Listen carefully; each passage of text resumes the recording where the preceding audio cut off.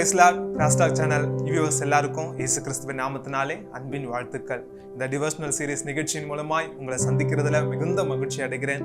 இன்றைக்கு கூட நாம ஜெபத்தோடு கூட ஒரு வேத பகுதியை தியானிக்க போகிறோம். அப்போஸ்தலர் எழுதின புஸ்தகம் 10ஆம் அதிகாரம் 38வது வசனத்தின் பிற்பகுதி இப்படியாக சொல்லுகிறது: அவர் நன்மை செய்கிறவராயும் பிசாசின் வல்லமையில் அகப்பட்ட யாவரையும் குணமாக்குகிறவராயும் சுற்றி திரிந்தார் என்ற வசனத்துல சொல்லப்பட்டிருக்கிறது. இது யாரை குறித்து சொல்லுதுன்னு நம்ம எல்லாருக்கும் நல்லா தெரியும் நினைக்கிறேன். இயேசு கிறிஸ்து இந்த பூமியில வாழ்ந்த நாட்களில் அவர் நன்மை செய்கிறவராக, பிசாசின் வல்லமையில பாதிக்கப்பட்ட எல்லா மக்களுக்கும் ஒரு அற்புதம் செய்கிறவராக கிராமங்கள் தோறும் பட்டணங்கள் தோறும் சுற்றி திரிந்தார் என்று வசனம் நமக்கு தெளிவாக போதிக்கிறது. அவர் இந்த பூமியில வாழ்ந்த நாட்கள்ல மட்டுமல்ல, இப்பொழுதும் அவர் ஏராளமான நன்மை செய்கிறவராய், ஏராளமான அற்புதங்களை செய்கிறவராய் அவர் இருக்கிறார். அவர் இந்த பூமியில வாழும்போது நடந்த ஒரு சம்பவத்தை நாம் இன்னைக்கு தியானிக்க போகிறோம். மார்க் எழுதின புஸ்தகம் 5ஆம் அதிகாரம் 25 34 வசனங்கள் வரை ஒரு ஸ்திரீயை குறித்து சொல்லப்பட்டிருக்கிறது. நமக்கு ரொம்ப பரிச்சயமான, நமக்கு தெரிந்த ஒரு கதை தான். 12 வருஷமாய் ஒரு ஸ்திரீ பெரும்பாடு என்ற ஒரு வியாதியோடு கூட மிகுந்த போராட்டத்துக்குள்ள அவங்க இருக்கிறாங்க.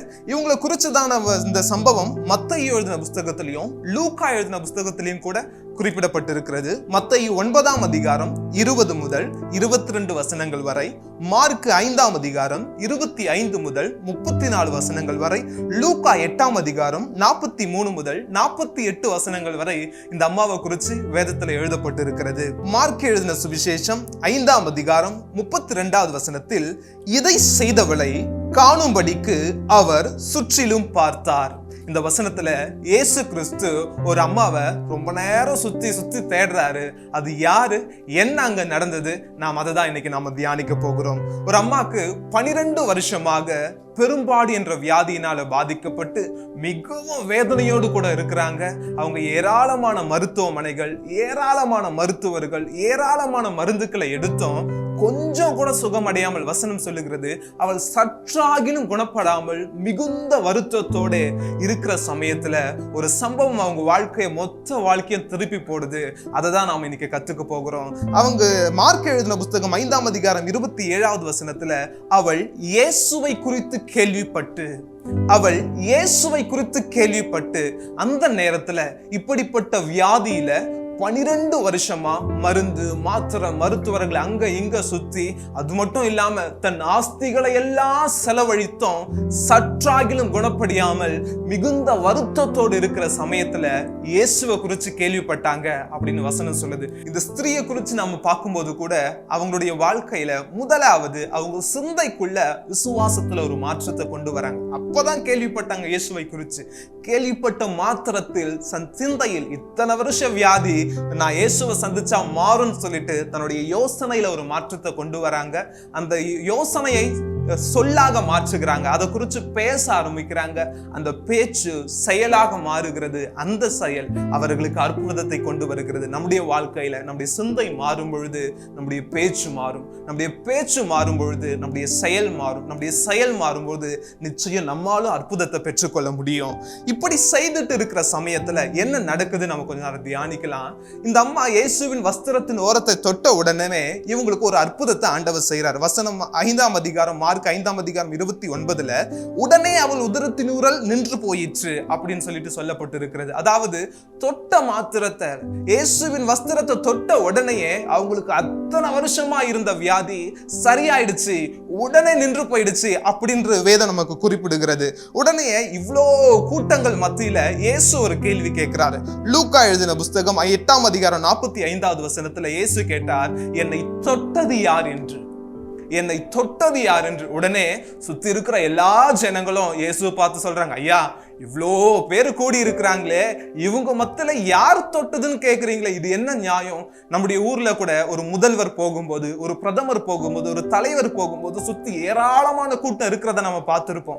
அவர்களை எக்கச்சக்கமான பேர் தொடுவாங்க, போட்டோ எடுப்புறது நாமளும் பார்த்திருக்கோம். இயேசு கிறிஸ்து சும்மா கடந்து போறவர் இல்லை, நிறைய அற்புதங்களை செய்யறவர். அதனால அந்த ஊர் கிராம மக்கள் மட்டும் இல்ல, ஏராளமான கூட்டம் அவரை சூழ்ந்து இருக்கும். சீடர்களும் பேதுருவும் அவர் கூட இருந்தவர்களும் இயேசுவை பார்த்து கேட்கிறாங்க, ஐயா ஏராளமான திரளான ஜனங்கள் உம்மை சூழ்ந்து நெருக்கி கொண்டிருக்க என்னை தொட்டது யார் என்று நீங்க எப்படி கேட்கலாம் அப்படின்னு இயேசுவை பார்த்து இவர்களை கேட்கும் போது இயேசு சொல்றாரு, லூக்கா 8:46 என்னிலிருந்து வல்லமை புறப்பட்டதை அறிந்திருக்கிறேன், ஆதலால் ஒருவர் என்னை தொட்டதுண்டு. ஆதலால் ஒருவர் என்னை தொட்டதுண்டு. சீடர்களுடைய பதில், ஏராளமான பேர் இருக்க கண்டிப்பா உங்களை யாராவது தொட்டு இருப்பாங்களே, இதுல யாருன்னு எப்படி நாங்க சொல்ல முடியும் சீடர்கள் சொல்றாங்க. ஆனா இயேசு சொல்றாரு, என் கிட்ட இருந்து வல்லமை ரிலீஸ் ஆயிருக்கு, என் கிட்ட இருந்து வல்லமை வெளியே போயிருக்கு, அதனால நிச்சயமா ஒருவர் என்னை தொட்டதுண்டு. ஆண்டவர் அந்த ஒருவர் தேடுகிறார். யார் அந்த ஒருவர்? சும்மா தொடுகிற 100 பேரை ஆண்டவர் தேடவில்லை, சுகம் பெற தொடுகிற ஒருவரை ஆண்டவர் தேடுகிறார். சும்மா யார் வேணாலும் தொற்ற முடியும், யார் வேணாலும் சர்ச்சுக்கு போயிட முடியும், யார் வேணாலும் ஜெபம் பண்ணிட முடியும். யாருக்கு அற்புதம்? சுகம் பெற தொடுகிற ஒருவர். அந்த விசுவாசத்தோடு கூட, அந்த நம்பிக்கையோடு கூட இருக்கிற எத்தனை பேர் இருந்தாலும் சரி, அவர்கள் மத்தியில இந்த அம்மா இயேசுவை சுகம் பெற தொட்டாங்க. இவர்களை இயேசு தேடினார். நம்முடைய வாழ்க்கையிலும் நாமளும் இப்படி இருக்கணும். எல்லாரும் போற மாதிரி போயிட்டு எல்லாரும் செய்யற மாதிரி இருக்கிற இந்த 100 பேரா நாம இருக்கக்கூடாது. இயேசு தேடுகிற அந்த ஒரு நபரா இருக்கணும். இயேசு கரெக்டா சொல்றாரு, ஒருவர் என்னை தொட்டதுண்டு. இந்த பிரேயரை, இந்த வீடியோவை பார்க்கிற நீங்க அந்த ஒருவரா, நான் அந்த ஒருவரா நாம யோசிச்சு பார்க்கணும். அது மட்டும் இல்லாம இயேசு இந்த கேள்வி கேட்ட உடனேயே லூக்கா 8:47 சொல்லப்பட்டிருக்கிறது, அப்பொழுது அந்த ஸ்திரீ தான் மறைந்திருக்கவில்லை என்று கண்டு நடுங்கி வந்து அவர் முன்பாக விழுந்து தான் அவரை தொட்ட காரணத்தையும் உடனே தான் சொஸ்தமானதையும் எல்லா ஜனங்களுக்கு முன்பாக அவருக்கு அறிவித்தார். இந்த அம்மாக்குள்ள இருந்த குணம் இங்க நமக்கு வெளிப்படுகிறது. என்ன இந்த அம்மா என்ன பண்ணிருக்காங்க அப்படின்னா, லூக்கா 8:47 இப்படியாக சொல்லுகிறது, அப்பொழுது அந்த ஸ்திரீ தான் மறைந்திருக்கவில்லை என்று கண்டு. இவங்க நினைச்சாங்க, என்ன புறப்படுறதுக்கு முன்னாடியே எனக்கு இத்தனை வருஷம் வியாதி இருக்கு, எத்தனையோ மருந்து மாத்திரை எடுத்துக்கிட்டேன், எத்தனையோ வருஷம் கஷ்டத்தோடு போராட்டு இருக்கேன், இந்த வியாதி யாருக்கும் தெரியக்கூடாது, இந்த பிரச்சனை யாருக்கும் தெரியக்கூடாது, அப்படியே யாருக்கும் தெரியாம போயிட்டு மறைஞ்சு போயிட்டு நைஸா போயிட்டு இயேசுவின் வஸ்திரத்தை தொட்டுக்கிட்டு அற்புதத்தை பெற்று கூட நம்ம கடந்து வந்துடணும், இந்த ஒரு எண்ணத்தோடு கூட இந்த அம்மா கடந்து போறாங்க. இயேசு என்னை தொட்டது யாருன்னு கேட்டோன்னே இவங்களுக்குள்ள பயம் வந்துருச்சு. ஒருவர் என்னை தொட்டது உண்டு என்று இயேசு சொன்னதை இவங்களுக்குள்ள ஒரு பயம் வந்துச்சு. உடனே தான் மறைந்திருக்கவில்லை என்று அந்த ஸ்திரீ கண்டு நடுங்கி வந்து பயத்தோடு கூட இயேசுவின் பாதத்துல விழுந்துட்டு, எதுக்காக அவங்க இங்க வந்தாங்க, என்ன பிரச்சனையோடு கூட வந்தாங்க, என்ன வியாதியோடு கூட வந்தாங்க, இப்ப அவங்க சரீரத்துல என்ன அற்புதம் நடந்துச்சு, இப்போ எல்லா ஜனங்களும் பார்க்கும்படி இயேசுவுக்கு முன்பாக அதை சொன்னாள் என்று வசனம் தெளிவாக குறிப்பிடுகிறது. ஒருவேளை நாமும் கூட இப்படிப்பட்ட நிலைமையில இருக்கலாம். நம்முடைய பிரச்சனை யாருக்கும் தெரியக்கூடாது, நம்முடைய சூழ்நிலை யாருக்கும் தெரியக்கூடாது, நம்ம வியாதி யாருக்கும் தெரியக்கூடாது, தெரிஞ்ச அசிங்கப்படுத்துவாங்களே, தெரிஞ்ச அசிங்கமாயிடுமே அப்படின்னு பயந்து போய் இருக்கிறவங்களா இருக்கலாம். இந்த அம்மாவுக்குள்ள இப்படிப்பட்ட ஒரு எண்ணம் தான் இருந்துச்சு. ஆனா எந்த பிரச்சனை, எந்த வியாதி அடுத்தவருக்கு தெரிஞ்ச அசிங்கமாயிடு நாம நினைக்கிறோமோ, அதே பிரச்சனைய நமக்கு அடையாளமாய், நமக்கு அற்புதமாய் மாற்றுகிற வல்லமை இயேசுவுக்கு உண்டு. இந்த அம்மாவை குறித்து வேதத்துல வாசிச்சோம் அப்படின்னா, இவங்களுடைய பேரு என்னன்னு தெரியாது, இவங்க யாரு எங்க இருந்து வந்தாங்கன்னு தெரியாது. ஆனா இவங்க எந்த வியாதி யாருக்கும் தெரியாம நைஸா போயிடலாம் நினைச்சாங்களோ, அதே வியாதி இவர்களுக்கு அடையாளமாய் மாறியது. இந்த பிரேயரை பார்க்கிற உங்களுக்கும் கூட, ஒருவேளை நீங்க பிரச்சனையோடு போராடுறீங்களா, உங்க பிரச்சனையே இயேசுவின் நாமத்துல உங்களுக்கு அடையாளமாய் மாறட்டும். இவங்க பிரச்சனை அந்த 12 வருஷ வியாதி உள்ள ஸ்திரீ என்றுதான் வேதத்துல 3 இடங்களும் இப்படிதான் குறிப்பிடப்பட்டிருக்கிறது. லூக்கா எழுதின புஸ்தகம் 8:48 இயேசு அவளை பார்த்து உடனே சொல்றாரு, இயேசு அவளை பார்த்து, மகளே திடன்கொள், உன் விசுவாசம் உன்னை ரட்சித்தது, உன் விசுவாசம் உன்னை ரட்சித்தது. இத்தனை பேரு கூடி இருக்கும் போது நீ ஒரு விசுவாசத்தோடு கூட வந்த பத்தியா? உன் ஆரம்பத்துல வீட்டுல இருந்து புறப்படும் போதே ஒரு நம்பிக்கை உனக்குள்ள இருந்துச்சு தெரியுமா? அந்த விசுவாசம் தான் உனக்கு அற்புதத்தை செஞ்சுச்சுன்னு சொல்லிட்டு இயேசு அந்த அம்மாவை பார்த்து சொல்றாங்க, சமாதானத்துடனே போ.